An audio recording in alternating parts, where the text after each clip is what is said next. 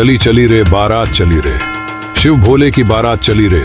राजा हिमांचल के घर गौरा को वरण करने भव्य बारात लेकर पहुंचे त्रिपुरारी जिलाधिकारी उमेश प्रताप सिंह ने भी संत के श्रीमुख से श्रवण की शिव महिमा। शाहजहांपुर खिरनी बाग रामलीला मैदान में कथा व्यास संत अतुल कृष्ण भारद्वाज ने भक्तों को शिव पार्वती विवाह की कथा का अत्यंत मधुर रसपान कराया। शिव जी की बारात का अपने शब्दों से विस्तृत उल्लेख किया। मंत्रमुग्ध श्रोतागण भोलेनाथ की जय जयकार करते रहे।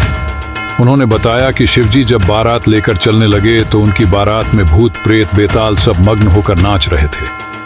भगवान शिव स्वयं नंदी पर विराजमान थे और गले में नाग की माला धारण किए हुए थे। साथ में भगवान विष्णु और ब्रह्मा जी भी देवताओं की टोली लेकर चल रहे थे। त्रिलोक शिव विवाह के आनंद से मग्न हो रहा था। हर तरफ शिव जी के जयकारे लग रहे थे। बारात नगर भ्रमण करते हुए देवी पार्वती के पिता राजा हिमवान के द्वार पहुंची। बारात के स्वागत के लिए महिलाएं आरती की थाली लेकर आईं। भगवान शिव की सासू मां मैना अपने दामाद की आरती उतारने दरवाजे पर पहुंची। भगवान शिव की सामने जब मैना पहुंची तो शिव जी का रूप देखकर चकरा गईं। उस पर शिव जी ने अपनी ओर लीला दिखानी शुरू कर दी। शिव जी के नाग ने फुफकार मारना शुरू किया। तेज हवा से मैना के वस्त्र अस्त व्यस्त होने लगे।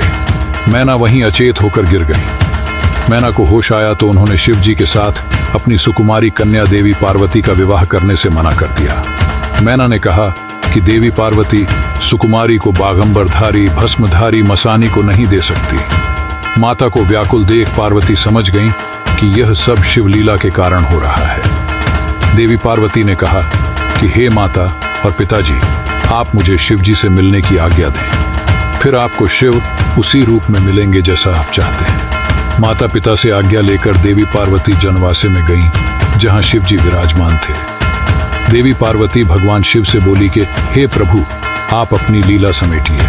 मेरी माता आपका मसानी रूप देखकर व्याकुल हो रही हैं और आपसे मेरा विवाह नहीं करवाना चाहती है।